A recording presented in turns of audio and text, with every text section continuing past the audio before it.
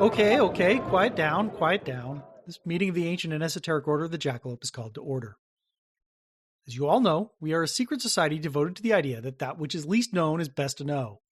Each episode we find some strange story or amazing fact and share it with the world. I am your Master of Ceremonies, number 13, and I say let's get this started with the promo. Now, in the first episode of this series, I did a promo swap with Between Two Sterns. They played my promo, I played theirs, and then they played me playing their promo? I like the subtle hint that I don't think he was... When he said, what I like about them is I can tell the difference between their voice. No. He had a joke there. The joke is I can always tell who's talking, Jared Stern. Right. I think the other subtext is everyone can tell the difference between us because one of us has a deep bravado. Yeah.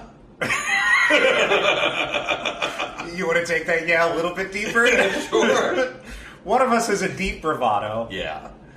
And the other one has a timbre to their voice that often shakes the high-end treble of the radio. One of the things I think that makes this show what it is, right, is that we are two Jared Sterns that run the gamut. Yeah. We encompass all things. We are all Jared Sterns to all people. True. Except for a success.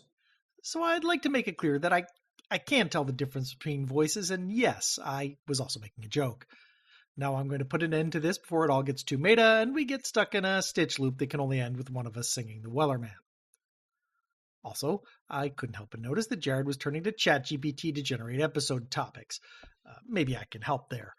I have a deck of cards with icebreaker topics on them. They're meant for Dungeons & Dragons games, but I don't see why they wouldn't work for podcasts too. Let's see. If you died tomorrow and became a ghost, who would you haunt, and how would you go about haunting them? There you go. Do with that what you will, Jareds, and the rest of you go listen to their show.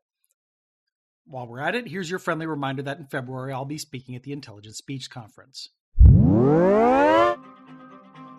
Deception, lies, fakery, fraudulence, and forgery. This is what Intelligent Speech 2025 will bring you. We are delighted to announce 3 outstanding keynote speakers. We have Joe Hedwig Toivasi from the awesome Fake History Hunter Twitter feed and author of Fake History. We also have Otto English, author of Another Fake History and Fake Heroes, and presenter of the Utter Bollocks podcast. And finally, we have podcasting legend and intelligent speech stalwart, Wesley Livesey, host of the History of the Great War and the History of the Second World War podcasts. Intelligent Speech 2025. Deception will be taking place on the 8th of February 2025. Go to intelligentspeechonline.com to find out more.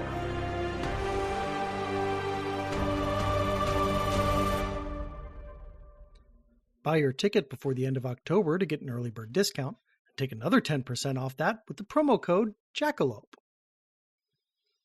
This episode is the final part of a larger series about Confederate cloak-and-dagger operations in the Civil War. You don't need to have listened to the previous episodes to understand this one, but it couldn't hurt.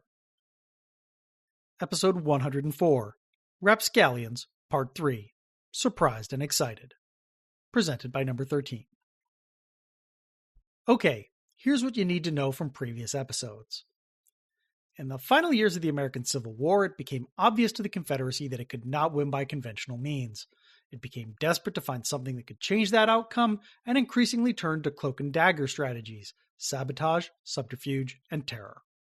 Eventually, the Confederates established a spy ring in Canada run by 3 men: Moneyman Jacob Thompson, James Buchanan's former Secretary of the Interior, charming Clement Claiborne Clay, former Senator from Alabama, and reliable James P. Holcomb, the man who could actually get things done.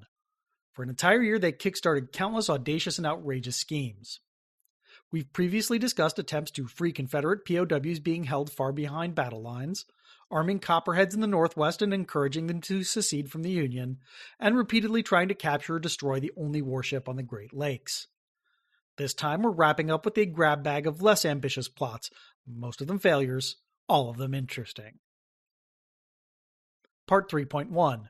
Not Anxious for Peace. Though there were 3 Confederate spy masters in Canada, they were not united in purpose. Former Alabama Senator Clement Claiborne Clay had frequent disagreements with Jacob Thompson and James Holcomb over which operations they should fund and how much. When Clay fell ill, he decided to take his leave from the others and recuperate at St. Catharines in the Niagara region of Ontario. That was when he met George Sanders. No, not the famous essayist and novelist who wrote Lincoln and the Bardo. This George Sanders was a shadowy figure who had spent decades lurking around the fringes of politics as a fixer and lobbyist. In the early 1840s, Sanders attempted to persuade President Tyler to annex the Republic of Texas. In the late 1840s, he represented the interests of the Hudson's Bay Company in Oregon. In the 1850s, he was the United States consul in Liverpool, until he was fired for his utter lack of tact and for openly advocating for the assassination of European monarchs like Napoleon III. When the Civil War started, Sanders took up residence at the Clifton House in Niagara Falls, Ontario, and began presenting himself as a representative of the Confederate government. He was not, but he was funneling private money to Confederate sympathizers, expatriates, and operatives in Canada. Sanders' schemes often overlapped and interfered with those of Thompson, Clay, and Holcomb. Since he was in the area, Clay went to give Sanders a stern talking to. Instead, the two men wound up charmed by each other and decided to join forces. Their first big plan was to influence the 1864 presidential election by opening up fake peace talks. One slight problem was that Clay and Sanders did not have any access to official diplomatic channels, so they had to get creative. Enter Colorado Jewett. William Cornell Jewett was a banker. Well, I say banker, but he seems to have been more of a serial embezzler and self-promoter. He popped up in Denver in 1860, where he appointed himself Colorado's special representative, despite having never visited the territory before.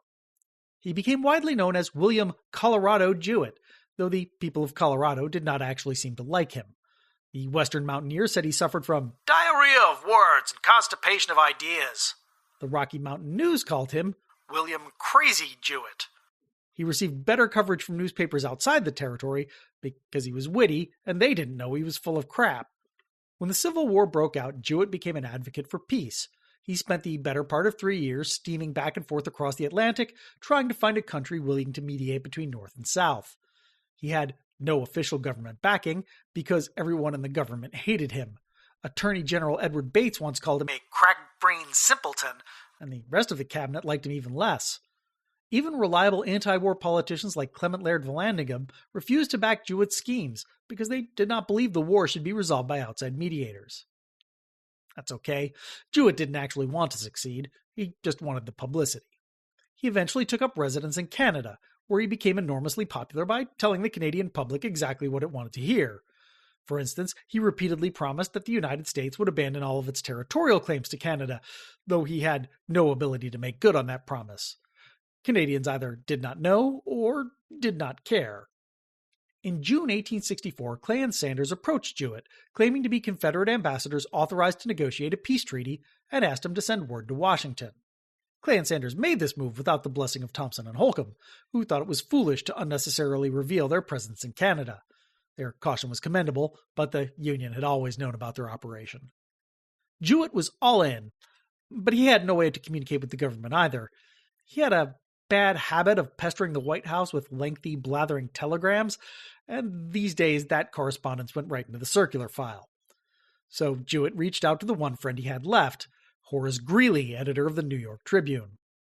He related Clay and Sanders' offer, and may have oversold it a bit, claiming the Confederates had full and complete powers to negotiate a peace treaty, which they did not have, not at all. Greeley had already been yelled at by the administration for pretending to be a diplomat, but he too was desperate for peace at any cost. He wrote a passionate letter to Lincoln asking him to take Jewett's proposal seriously. Here's an edited version of that letter, read by the inimitable Eric Leslie. My dear sir, I venture to enclose you a letter and telegraphic dispatch that I received yesterday from our irrepressible friend, Colorado Jewett at Niagara Falls. I think they deserve attention. Of course, I do not endorse Jewett's positive averment that his friends at the Falls have full powers from Jefferson Davis, though I do not doubt he thinks they have. I let that statement stand as simply evidencing the anxiety of the Confederates everywhere for peace. So much is beyond doubt.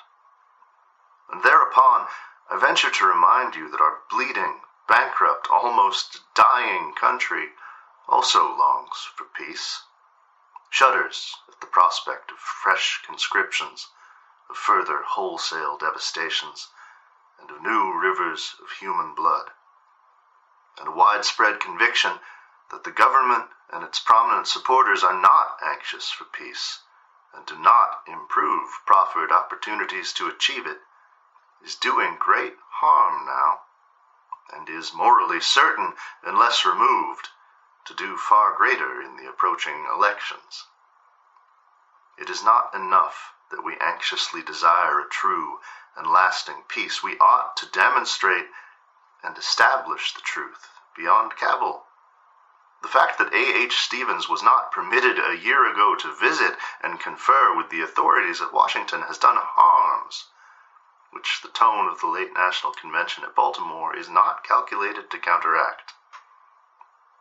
I entreat you, in your own time and manner, to submit overtures for pacification to the Southern insurgents, which the impartial must pronounce frank and generous, if only with a view to the momentous election soon to occur in North Carolina, and of the draft to be enforced in the free states.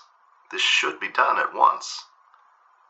I would give the safe conduct required by the rebel envoys at Niagara, upon their parole to avoid observation and to refrain from all communication with their sympathizers in the loyal states. But you may see reasons for declining it. But whether through them or otherwise, do not, I entreat you, fail to make the Southern people comprehend that you and all of us are anxious for peace and prepared to grant liberal terms. Mr. President, I fear you do not realize how intently the people desire any peace consistent with the national integrity and honor, and how joyously they would hail its achievement and bless its authors. With U.S. stocks worth but 40 cents in gold per dollars, and drafting about to commence on the 3rd million of Union soldiers, can this be wondered at? I do not say that a just peace is now attainable, though I believe it to be so. But I do say that a frank offer by you to the insurgents, of terms which the impartial will say ought to be accepted, will, at the worst, prove an immense and sorely needed advantage to the national cause. It may save us from a northern insurrection. Yours, truly, Horace Greeley. Now, Lincoln was not stupid. He immediately saw the trap that had been set for him. These days, we think of Lincoln's re-election as an inevitability, but that is only with the benefit of hindsight. At the time, he seemed extremely vulnerable. No president had been elected to a second term since Andrew Jackson, and no incumbent president had even been renominated since Martin Van Buren. He also faced stiff opposition from Democrats, as well as internal challenges from radical Republicans. If Lincoln refused to meet with the Confederate ambassadors, peace Democrats would attack him for being a warmonger. If he did meet with the Confederate ambassadors, radical Republicans would attack him for being weak and hypocritical.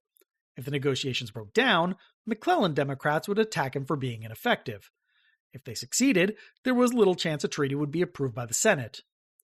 Almost every path led to some sort of defeat or setback, so there was only one way out: to turn the trap back on the Confederates. Lincoln wrote to Greeley and said he was willing to meet with the ambassadors on 2 conditions. First, they needed to have full authorization to negotiate a peace treaty in writing, and second, that negotiations would not begin until all parties agreed that the foundation for peace must be the full restoration of the Union and the abolition of slavery. Lincoln knew that the Confederates would never agree to his terms. Greeley also knew that, but felt obligated to try anyway. He wrote to Jewett that the president had given him a resounding maybe. Clay and Sanders decided that was an encouraging sign and asked for safe passage to Washington. Greeley just told them to wait at Niagara Falls, and the government would send someone to meet them. He seemed to have a naive hope that once all of the interested parties were in the same room, everything would just sort of work itself out. Lincoln did actually send someone, his personal secretary John Hay. Hay read a letter reiterating Lincoln's conditions for meeting with the ambassadors, and then left without waiting for a response. The Niagara Falls Peace Conference was over. Clay and Sanders tried to spring the trap anyway. They leaked the existence of the peace conference to the press, trying to paint the Southerners as level-headed and honorable men, and Lincoln as an extremist more interested in the lives of slaves than in the lives of Northern whites.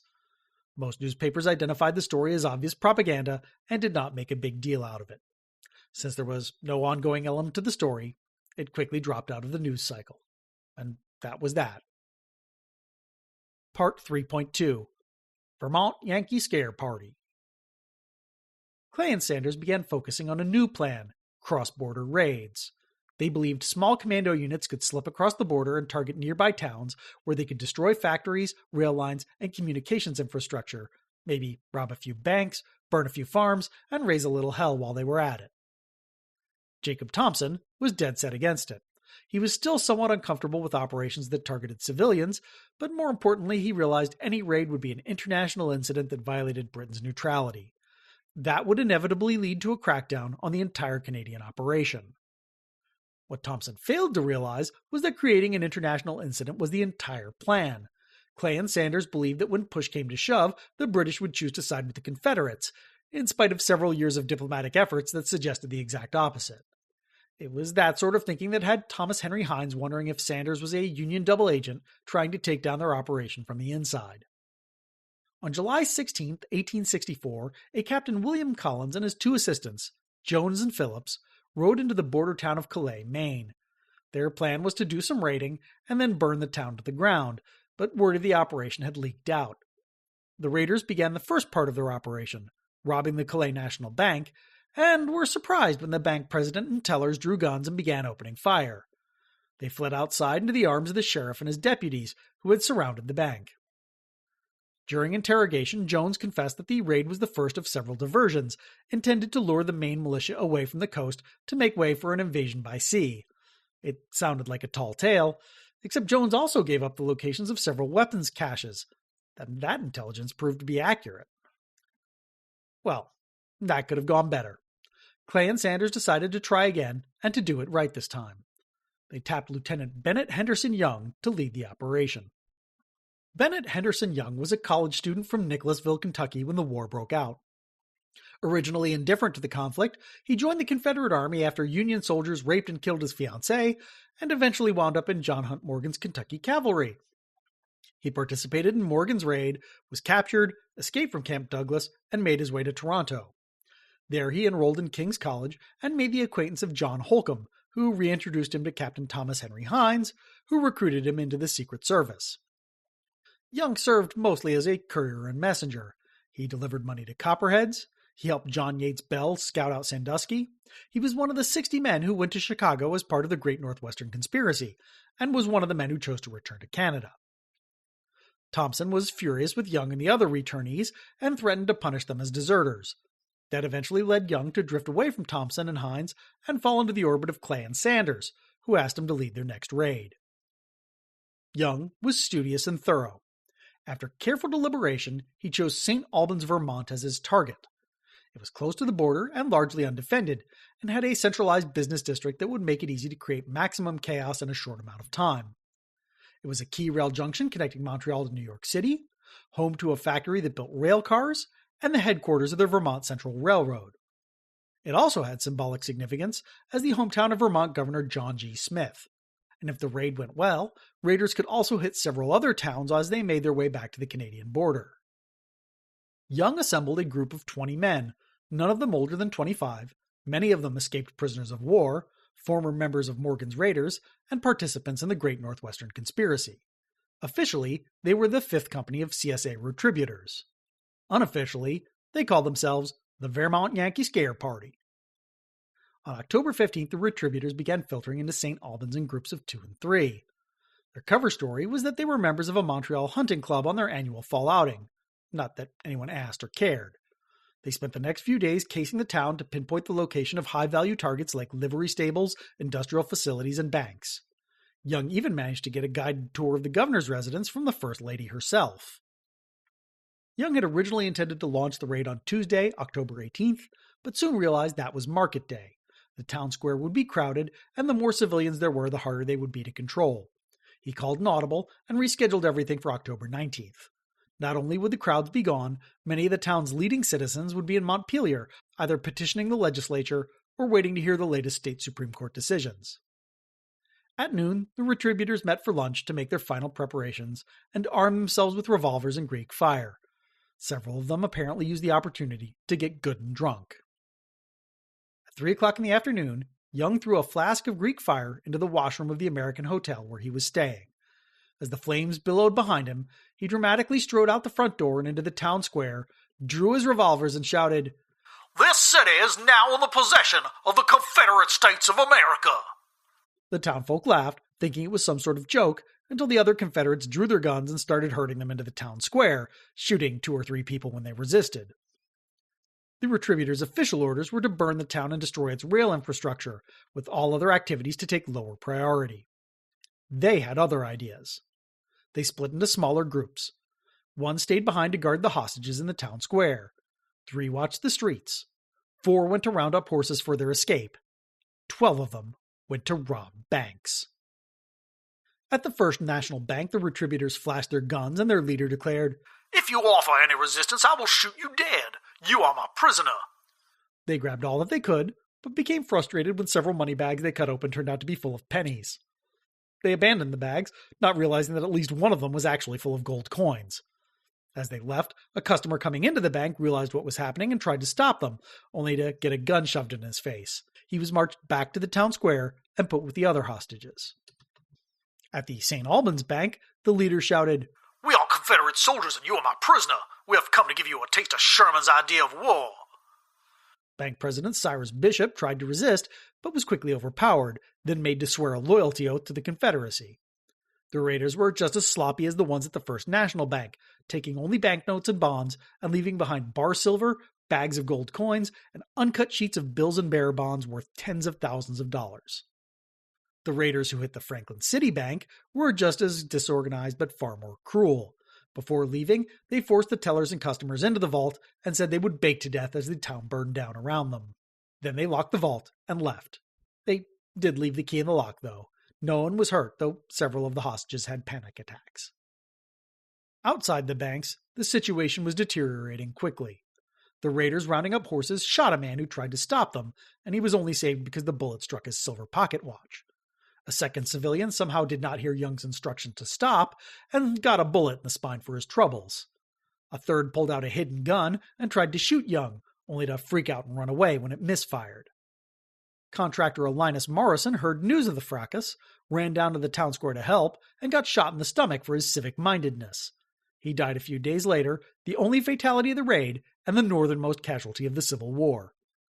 Ironically, he was a Confederate sympathizer. Young realized he was losing control of the situation and decided it was time to skedaddle. The Retributors mounted their stolen horses and shouted, "We're coming back and we'll burn every damn town in the state of Vermont." Then they rode out of town, shooting at anyone who got in their way and tossing flasks of Greek fire every which way. The townsfolk finally showed some nerve, firing on the raiders as they fled. 3 of the Confederates and 2 civilians were injured in the crossfire. The Confederates left behind a proclamation which Young had intended to read to the hostages. The railroad conductor who found it later described it as, "Our food and dress to the people of Vermont. It's the style of Southern chivalry." Fortunately, the raiders' attempt to burn the town failed. It had been raining nonstop for several days, so the buildings were completely soaked. It also turned out the Confederates' much-vaunted Greek fire did not work as advertised. It often did not ignite, it did not burn hot, it did not spread rapidly, and it could be extinguished just as easily, if not easier, than a normal fire. The American hotel washroom, which Young had set ablaze, burned for most of a day, but the fire did not spread to the rest of the structure and no real damage was done. The other part of the raid was more successful. The Retributors rode out of town with about $213,000, about $4 million in 2024 money. The entire operation had taken about half an hour. The state of Vermont was thrown into an uproar. Within 24 hours, all transportation into, out of, and through the state was locked down. Friendly militia companies began streaming in from neighboring states to help hunt down the raiders. Too little, too late. Turning back the clock a bit, the good people of St. Albans quickly assembled a posse under the command of Captain George Conger and began pursuing the Confederates. It wasn't hard to find them. As mentioned before, it had been raining nonstop for several days, and muddy roads made their tracks easily visible. It did not help that they were leaving a Hansel and Gretel trail of loose banknotes and bonds in the bushes behind them. The adverse road conditions were slowing down the raiders, so they decided to skip their second target, the town of Swanton. They did mug a farmer and swap one of their tired nags for his fast-looking horse. It also helped slow their pursuit. When the posse arrived, all they saw was a butternut with a stolen horse, and they wasted time chasing him down. The raiders soon arrived at their third target, the town of Sheldon, only to discover that the bank was now closed for the day, and there was no obvious way in. Conscious that the posse was drawing ever nearer, they threw Greek fire everywhere and rode on. There was no significant damage. On the road to Sherburne, they were delayed by a hay wagon crossing the only bridge across the river. That delay allowed the posse to catch up, and a firefight ensued. Eventually, the raiders rushed the bridge, pushed the hay wagon back on it, and set fire to it. The bridge was seriously damaged, and the posse had to circle back to find another ford. At 9 o'clock in the evening, the retributors reached the border, abandoned their horses, and proceeded on foot to the nearby town of Fredericksburg. The posse was not far behind. Shortly after crossing the border, they realized they were in a legal gray area and turned back to delay their next move.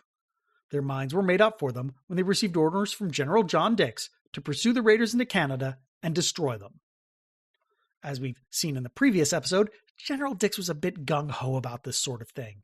Lincoln countermanded that order as soon as he learned about it, but that information wouldn't reach Vermont for a while. Meanwhile, Governor General Monk of Canada had received a telegram from Governor Smith asking for assistance. He sent police magistrates to Fredericksburg to help capture the raiders.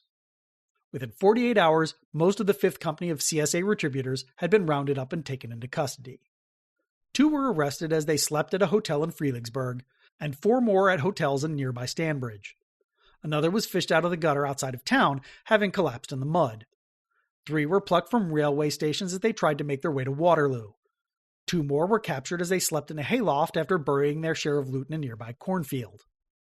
Young had separated from the other raiders, supposedly to find a doctor to care for a young comrade who had been wounded in their escape. When he learned that his men had been captured, he made up his mind to find the authorities and give himself up. Or at least that was the plan. Or what he said was the plan. He stopped for the night at a farmhouse, but the farmer turned him in. Captain Conger's search party burst in on Young as he slept and seized him before he could grab his pistols, then beat him mercilessly. Young was tossed in the back of a wagon and a thick rope tied around his neck.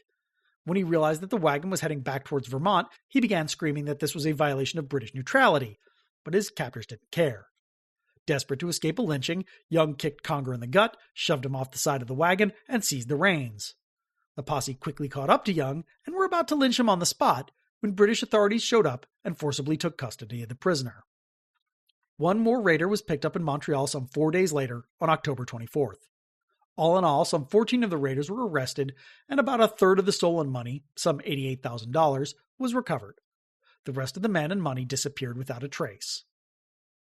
On October 22nd, the captives were turned over to the custody of British authorities. They were arraigned before Judge Charles-Joseph Coursault on October 24th, and shortly after he moved the trial to Montreal. The stolen money was placed in the custody of Guillaume Lamothe, the chief of police. It turns out the good people of Montreal loved the Confederate States of America. There were a couple of reasons. They thought the Confederates were dashing, they liked an underdog, and they really liked the idea of rebels rising up and throwing off their oppressors for some reason. It didn't help that they didn't think the Civil War was primarily about slavery either. The Quebecois lavished attention on the retributors as if they were conquering heroes and not common criminals. They were given luxurious private apartments in the jail, met with VIPs and visiting dignitaries, and feasted on fried chicken and fine wine every night. Clay and Sanders were not super happy. The retributors were supposed to have been inflicting serious damage to the North's infrastructure. Instead, they had stolen a few $100,000 from Yankee banks. Still, the 2 men bit their tongues and put together the best defense team money could buy. The defense's first move was to get the case dismissed on jurisdictional grounds, claiming that a Canadian court could not try acts that had happened in the United States. Judge Coursault denied the motion, on the grounds that this would have to be decided at trial. Meanwhile, the American consul persuaded the prosecution to pare down the case to 2 specific charges: a charge of assault against Cyrus Bishop, the president of the St. Albans Bank, and the theft of his personal property. The key questions of the trial boiled down to the following. Were the raiders common criminals subject to regular criminal justice, or soldiers subject to military justice? If they were soldiers, were orders targeting civilians valid under the rules of warfare? And finally, had the Yankees violated British neutrality by chasing the raiders across the border? The opinion of the United States and the prosecution in these matters was simple. The Confederacy was not a separate sovereign state, and therefore Confederate commerce raiders were just common criminals. The 5th Company of CSA Retributors was not a duly constituted unit of the Confederate Army, and they had witnesses who would testify that the raiders had not been wearing uniforms, though the raiders said otherwise to a man. Even if the Retributors were duly constituted, orders targeting civilians were not valid under the rules of warfare. Finally, they argued that the Webster-Ashburton Treaty gave them the authority to pursue criminals and rebels across international borders in exigent circumstances. The Confederate strategy was to delay. Here's a perfect example. They spent over a day arguing about whether the St. Albans Bank was a real bank. Eventually, they were able to persuade Judge Corsole to recess the trial for a month so they could get documentation from the Confederate government proving that they were soldiers. It took them the entire month, but they got it. During the trial and the delay, Young taunted the citizens of St. Albans from his jail cell. He wrote a letter to the St. Albans Messenger asking for copies of the paper to be sent to his jail cell because your editorials furnish considerable amusement to me and my comrades. He tried to pay his bill at the American Hotel with a stolen $5 bill, then asked the manager to send him a shirt and a bottle of whiskey he'd left in his hotel room. It was masterful trolling. The trial resumed on December 13th, and Judge Corsole deliberated for less than an hour before rubber-stamping the Confederate defense. He ruled that the charges were unprosecutable in Canada as no warrant to authorize the arrest had been issued. The raiders were set free on the spot, and Guillaume Lamothe handed back their stolen booty as they left the courtroom. At this point, a rift developed between Cole and Young. After the acquittal, Cole apparently scolded the raiders for not focusing on infrastructure and demanded they turn over the stolen money to him. Young and the raiders refused and kept it for themselves. The United States government, on the other hand, was angry and intimated that Corsole and Lamothe had been paid off. There was no actual evidence of wrongdoing, but Corsole and Lamothe had been awfully chummy with the Confederates outside of court and were officially rebuked for creating the appearance of impropriety. And because of these irregularities, the British felt obliged to give the United States a redo. The Americans filed a second set of charges for assault and robbery on Samuel Breck, the citizen who had been mugged outside of the St. Albans Bank. It was a deliberate change of strategy. They believed that by focusing on an obvious criminal act like assault, they could make an easy case for extradition. Mind you, they had a hell of a time finding someone who would take the case. Judges in Montreal refused to issue warrants because doing so would be seen as a personal rebuke of the well-liked Corsole. Eventually they found one who would, but then Lamothe refused to execute the warrant. They went over his head to one of the high constables and then forced Lamothe to resign for good measure. The delay allowed 9 of the defendants to disappear without a trace. There are romantic stories of them being smuggled to the West by voyageurs, but for the purposes of this story, we don't really care. 5 of them were still hanging around town, including Young, and they were dragged back to jail. During the second trial, it slipped out that Young had been residing in Canada for years and had actively planned the St. Albans raid in St. Catharines. That changed the question from whether the Yankees had violated British neutrality to whether the Confederates had violated British neutrality. British authorities were incensed, but local Canadian authorities seemed not to care. As in the previous trial, the Confederates were granted a 1-month delay to get their documents in order. When the trial resumed on February 10, 1865, it did not take long for the judge to rule that the St. Albans raid had been a legitimate military operation and was therefore beyond Canadian jurisdiction. The raiders were set free, only to be immediately rearrested on a third set of charges. That trial, though, just sort of fizzled out after Lincoln's assassination 2 months later. Young remained locked up in jail until November 1865, when a sympathetic local paid off his $20,000 bond. After the war, the British government reconsidered what had happened and tried to make restitution. They paid $80,000 to the Bank of St. Albans, less than half of the amount that had been stolen, and not even the whole amount that had been returned to the raiders after the first trial. That's better than nothing, I suppose, but not by much. Part 3.3. Only a Joke. As November 8, 1864 drew closer, the Confederates desperately searched for a way to influence the election. They had tried the easy way insinuating their propaganda into northern papers, and it had failed. Now they were considering more extreme methods of suppressing voter turnout. How extreme? Well, Lieutenant Colonel Robert Martin and Lieutenant John Headley, two former members of Morgan's Raiders who had also participated in the Great Northwestern Conspiracy, came up with a plan to strike at New York. They would use Greek fire to burn hotels throughout the city, which would force panicked citizens into streets already packed with drunken voters. While first responders were distracted by the chaos, Copperheads would attack City Hall, police headquarters, and other strategic locations. They could then turn their attention to freeing Confederate prisoners being held at Fort Lafayette. Martin and Headley put together a team of 8 operatives who slowly filtered into New York at the beginning of November and spent a few days scouting potential targets. Local Copperheads provided logistical support.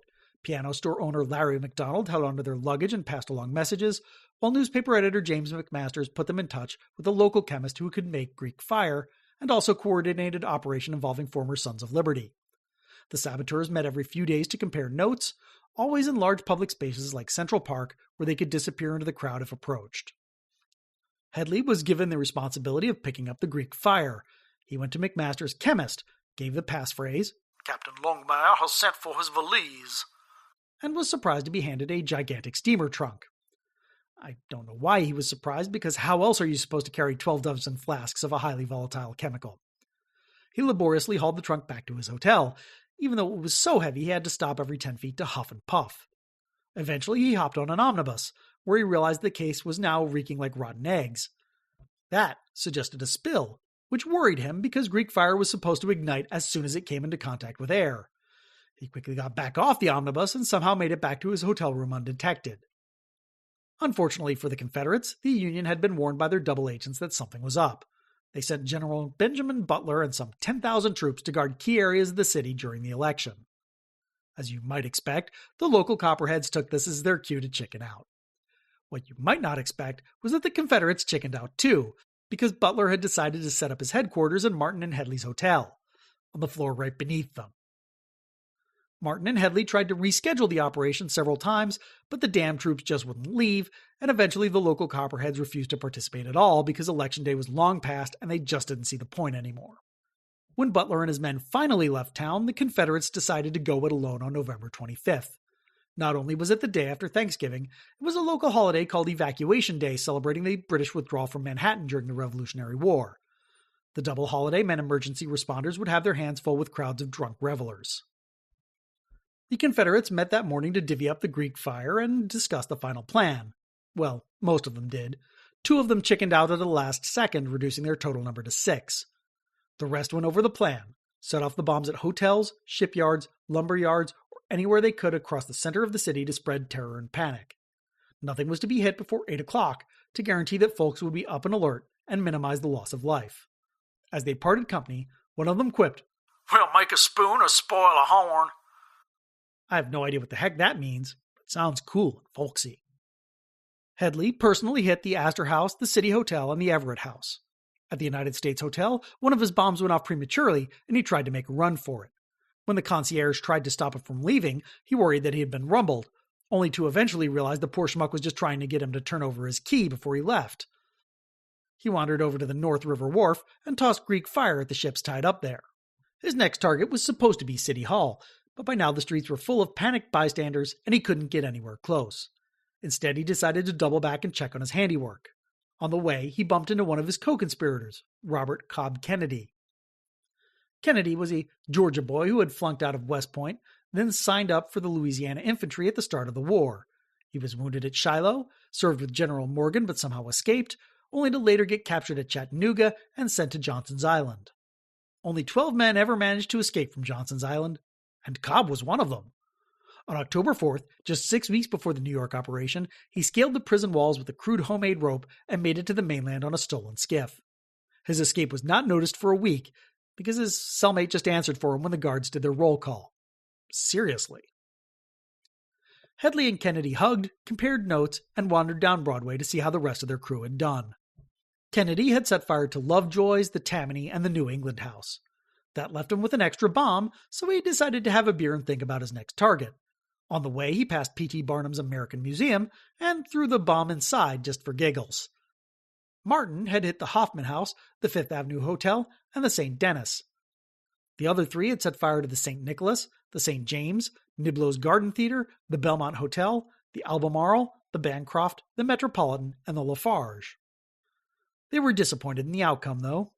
It should be clear from previous operations that the Confederacy's Greek fire did not work as advertised. It was neither hotter nor harder to put out than regular fire, and sometimes it just plain didn't work. That was the case here, too. The United States Hotel and the Bancroft were destroyed. The St. James, Albemarle, and Fifth Avenue hotels were seriously damaged. The first 2 floors of the New England Hotel were destroyed.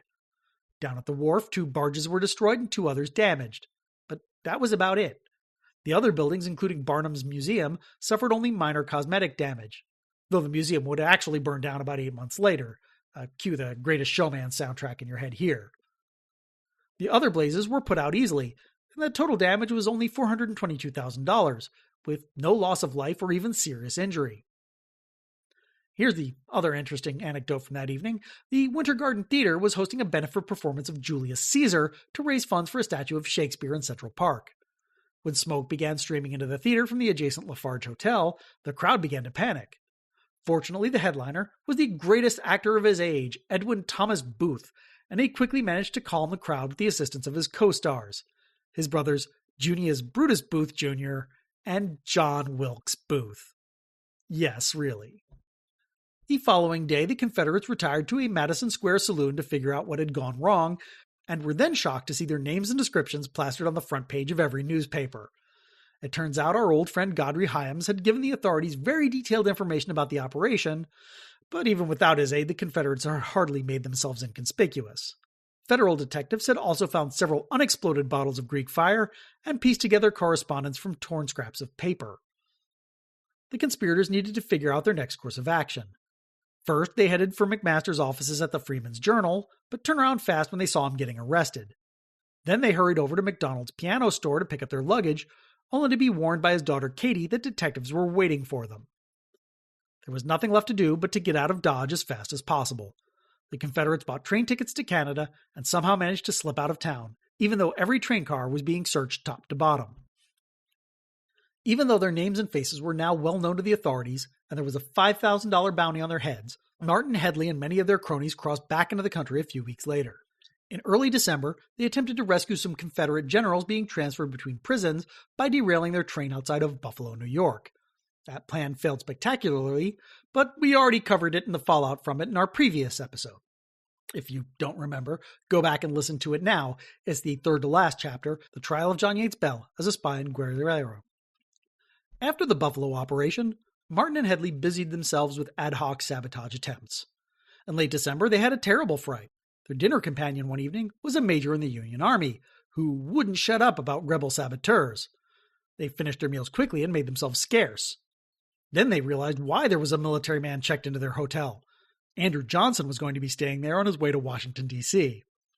They recruited 3 nearby Confederate officers and came up with a plan to kidnap the vice president-elect. It was beautiful in its simplicity. Headley, who had met Johnson years earlier when he was the military governor of Tennessee, would draw him into a conversation while Martin would sneak in with guns, grab the Veep, and hustle him out of the hotel into a waiting transport. They rented a carriage and a team of horses, developed a series of code phrases, scouted out escape routes, and even did a quick dry run to work out their timing. Then they tried to spring their trap, only to find out that Johnson had decided to check out early. They had missed him by less than an hour. Martin and Headley decided to keep their heads down after that fiasco. Their old pal Kennedy was restless, though, and tried to sneak back into the Confederacy. Unbeknownst to him, he had been followed by New York detectives from the moment he left Toronto. They jumped him during a rest stop in Detroit and rustled him to the ground before he could draw his pistol. Kennedy was dragged back to New York and stood trial before a military commission at Fort Lafayette. During the trial, he attempted to bribe his jailer, Hayes, to set him free. Hayes refused, but agreed to deliver messages to Confederate sympathizers on the outside. The sympathizers failed to pay Hayes, who then ratted out Kennedy to the authorities. He made one more attempt to escape, using a knife that had been smuggled into jail. He failed, and spent the rest of his prison sentence clapped in irons. Kennedy's trial took place a few days after the trial of John Yates Bell, and was very similar in many ways. His primary defense was that he was not a spy, but if he had been one, he had good reasons for it. The commission was not impressed by this line of reasoning, and he was found guilty and sentenced to hang. He went to the gallows on March 25, 1865, and was defiant to the end. When the charges against him were read out, he shouted out, "It's a damn lie! And There is no occasion for the United States to treat me this way. his final words were, I know that I am to be hung for setting fire to Barnum's museum, but that was only a joke." It didn't seem so funny to everybody else. He was the last Confederate to be executed during the Civil War.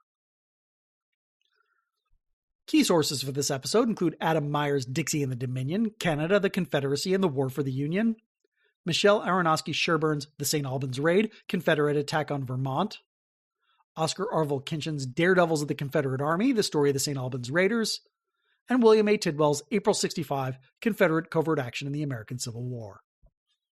For a full list of sources and a transcript of this episode, visit our website at orderthejackalope.com. That's orderthejackalope.com with hyphens between the words. Connections. Colorado Jewett is an extremely minor figure from American history, but this isn't his first appearance on the podcast. You may remember him from our episode on spirit photography, What Joy to the Troubled Heart, where he visited the studio of William H. Mumler so frequently, the Mumler eventually cut him off. In this episode, we saw that French Canadians loved the Confederacy. They were hardly the only British subjects with that opinion. In Shenandoah's The Sea King, we learned that the good people of Victoria, Australia, idolized the Confederates, to the point where they eventually made up the majority of the CSS Shenandoah's crew. The extradition issues in Bennett H. Young's trial were supposed to have been solved by the Webster-Ashburton Treaty between the United States and Great Britain. We discussed the Patriot War and other events which led to the treaty in the episode Dangerous Excitement. As for P.T. Barnum, this isn't his first appearance on the podcast either. Not only did he buy several of Mumler's spirit photographs and What Joy to the Troubled Heart, in Your Heart's Sorrow, he also offered to help find America's first celebrity kidnappee, Little Charlie Ross, provided, of course, that Charlie would then become a featured attraction at the greatest show on Earth. Correspondence. Initiate number 42 listened to the first episode in the series, Patience is Sour, and asked, I quote, "What in the name of King Leopold I is the Corps de Belgique?" The Corps de Belgique was a Golden Circle offshoot founded by Charles Lucas Hunt of St. Louis, Missouri. In the 1850s, Hunt worked at the United States Consulate in Belgium, where he converted to Catholicism. Upon his return to the United States, he founded the Corps as a Catholic/Jesuit secret society. Within a short time, it transformed into a pro-slavery secret society. The organization often exaggerated Hunt's background, promoting him to the Belgian consul or the Belgian ambassador to make it seem like he had some sway in foreign policy circles. He does seem to have had some moral support from actual foreign dignitaries, most notably Duke Ernst II of Saxe-Coburg and Gotha, who was the nephew of King Leopold I of Belgium and the older brother of Prince Albert. You know, the guy with the pierced schmeckel who lives in a can. Like other Golden Circle offshoots, the Corps was quietly rolled into the Order of American Knights in 1863, then into the Sons of Liberty in February 1864, and was disbanded in September 1864 after the exposure of the Great Northwestern Conspiracy. Over on the YouTube version of The Realist Housewife of Beverly Hills, our episode on the Countess de Frasso, user Metalith Revetments writes to complain about my characterization of George Raft as a marshmallow. Raft was good friends with Ben Siegel before the latter moved out to Los Angeles. In fact, Ben wanted to get into acting and used Raft to make introductions at the several studios in town. Also, George Raft was a pretty tough guy himself, having worked as a bouncer in popular speakeasies such as Tommy Guinan's. He was also an amateur and then Gold Gloves boxer. So I will confess that I didn't really dig too deeply into Raft because he wasn't too important to the story I was trying to tell. It's entirely possible I may have gotten some details about his life wrong. Then again, the primary source for most tales of Raft's early life is Raft himself, and since this is Hollywood, there's a good chance those tales are pure bullcrap. Raft definitely boxed as a youth, but the Golden Gloves organization was only founded several years after he started working as a professional dancer, and he's unlikely to have risked his good looks in the ring. The only source for the claims that Raft was boyhood friends with Bugley Siegel and worked as a bouncer for Technis Guinan is Raft himself, and in this case I don't think his word can be relied on. He did not really push either story when Siegel or Guinan were alive and could contradict him. Maybe Siegel and Raft really did get acquainted as children and then reconnect as adults. Who can say? Not me. Siegel did have Raft introduce him to important folks in Hollywood, but he was more interested in making connections than breaking into acting. He did have a screen test made. The take on this in Warren Beatty's Bugsy is hilariously cringe, but he wanted to get into acting the way a teenager does without doing any sort of actual effort. It's not like he was spending his weekend taking classes with Stella Adler or reading about the method.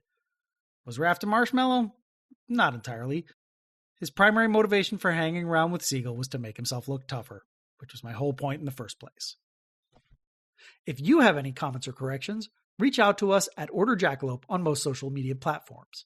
Links in the show notes.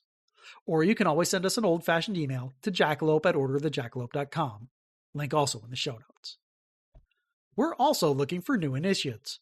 If you're interested, reach out to us and let us know what story you want to share. And that's all I've got this week, initiates, so let's bring this meeting of the ancient and esoteric Order of the Jackalope to a close. Thankfully, we're saying goodbye to the Civil War. We'll see you in 2 weeks with a new episode we're calling Wild Frantics. But until then, remember, that which is least known is best to know.